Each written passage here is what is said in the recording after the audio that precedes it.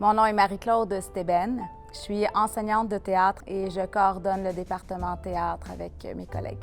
J'ai fait toute ma scolarité au secondaire à l'école André Laurando, un lieu dans lequel j'espérais tellement faire ma profession, avec une école rigoureuse, pleine de vie, avec une belle âme. J'ai fait mon secondaire 1 à André Laurando dans les années 80. Je travaille ici depuis 23 ans. La qualité de service qui est offert à l'élève, la qualité professionnaliste des enseignants, les grosses activités, c'est de qualité à l'école. Frank McKenzie, je suis enseignant en univers social. Puis un ancien élève de l'école. J'ai été ici de 1985 à 1990. C'était aussi l'école où ma mère elle enseignait, le dactylo. Donc une douzaine d'années, elle enseignait aux futurs secrétaires. J'ai déjà été un élève à André Laurando. En fait, j'ai fréquenté l'école de 1985 à 90. Ça fait 13 ans que je travaille ici à l'école André Laurando. Pour moi, quand je suis rentrée ici la première fois, là, je me pinçais, j'étais super contente, j'avais l'impression de rêver. J'étais vraiment contente d'avoir, trouvé ma place puis d'avoir un emploi à moi. J'ai fait mes 5 ans d'année secondaire ici à André Laurando, donc je suis une petite fille du coin de Saint-Hubert. Puis c'est pas par hasard que je suis retournée ici pour travailler. Bonjour, je m'appelle Nathalie Ferland, j'enseigne à l'école secondaire André Laurando en arts visuels depuis 26 ans. Une école encore plus créative qu'on avait dans les 4 domaines de création qu'on a ici qui sont exploités là, à leur maximum à 100 %. Fait que pour moi, en étant un prof d'art, c'est un cadeau du ciel.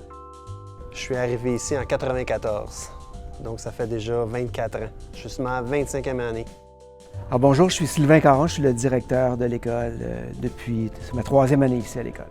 Je connais quand même l'école André Laurando depuis assez longtemps. Au milieu des années 80, alors que j'étais étudiant à l'université, j'ai fait de la suppléance et des remplacements ici à l'école. Je travaille à l'école André Laurando depuis 1988. C'est vraiment rendu comme ma maison, ma deuxième maison, on dirait. Je me suis jamais ennuyée. J'ai toujours eu un défi à chaque année parce que le thème change. Fait que c'est jamais routinier pour moi. Des nouveaux élèves, des nouveaux talents. Je suis arrivée ici en 1985, donc ça vous donne une idée du temps que j'y suis, 33 ans. Je me souviens, je me faisais couper les cheveux ici, quand j'étais plus jeune, lorsque j'avais des cheveux. Je me faisais couper les cheveux. Je me rappelle que quand j'ai commencé ici, en 94, le matin, on arrivait et on donnait nos pommes aux chevreuils. Les chevreuils nous attendaient et non pas les élèves. Parce que le développement urbain n'était pas fait encore autour de l'école, c'était encore des forêts. Il y avait encore des champs disponibles pour la construction. Je me rappelle que fallait pas manquer la danse le soir que c'était organisé. On se retrouvait tous nos amis ensemble, c'était dans la cafétéria, puis il y avait plein de profs qui se promenaient aussi à l'époque puis qui surveillaient. Je pourrais vous dire une anecdote de voyage avec les jeunes, quand on s'est retrouvés avec des élèves de 14-15 ans au pied de la Grande Muraille de Chine. L'émotion qu'on a pu vivre ce jour-là, c'est indescriptible. Puis de voir des jeunes aussi découvrir un pays aussi loin, ça aussi, c'était formidable. Lip-sync, gala méritas, gala sportif. On a eu une équipe de football à un moment donné, sport interscolaire. Beaucoup de choses, beaucoup d'activités à l'école, ça n'a jamais arrêté.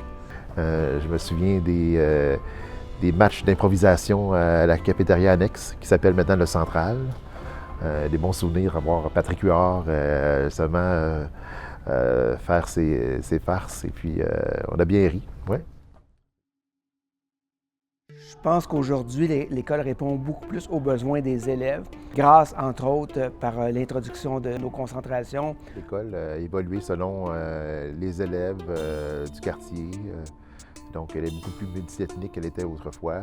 L'école, elle s'est visuellement donné une couleur. On a une cafétéria qui est toute en or. On a plusieurs scènes à différents endroits dans l'école. Il y a plus une présence des élèves, des travaux d'élèves, des choses qu'ils ont fait. Ça, c'est intéressant. Puis aussi, comme on sait, depuis 23 ans, il y a le programme du PEI. C'est une école qui a beaucoup grandi et ça, c'est très, très intéressant. J'imaginais pas l'école d'André Laurando en 2018 comme elle est présentement. Moi, quand j'ai quitté en 2010, on n'avait pas le programme Quatuor. Puis moi, j'ai connu l'art dramatique à André Laurando dans un programme régulier où on en faisait 4 jours sur 9 jours. Donc là, le programme a été éclaté. L'école s'est trouvée des nouvelles couleurs. Puis je me sens encore plus appelée par cette école-là. Le sentiment d'appartenance est encore plus fort puisqu'elle a pris un virage artistique. Là, moi, ça vient me rejoindre dans ce que je fais. Et il y a eu un incendie ici à l'école André Laurando, un incendie majeur qui a amené la fermeture de l'école pour environ 1 mois. Par contre, ça a été super bien géré de la part de nos directions d'école. C'était parfait, là.